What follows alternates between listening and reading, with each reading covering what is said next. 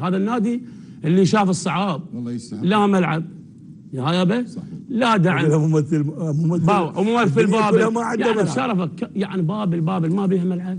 ملعب الكفل كلف الحكومه، كلف الحكومه 23 مليار. ناشدنا حتى الامين العام المتحده، ناشدنا حتى دول العالم تبديل، بس ارضيه تبديل. عندي وقت، عندك وقت؟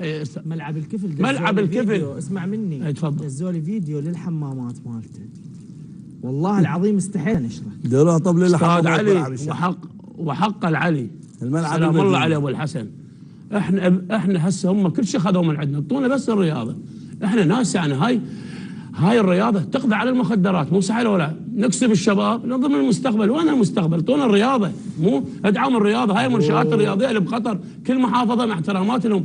يعني انت شايف استاد البيت، انت شايف ملعب المدينه التعليميه، يعني شو يصير على الحكومه العراقيه اللي كل محافظه تبني لها هيك ملعب. نادي القاسم محافظه مثل باب التاريخ. قطر دوله متطوره، استضافت قطر بس احنا شوف من خلال. انت شو تقول عم ناديك كل سنه بعد سنه ينزل درجه بسبب الادارات السابقه اللي توالت على النادي.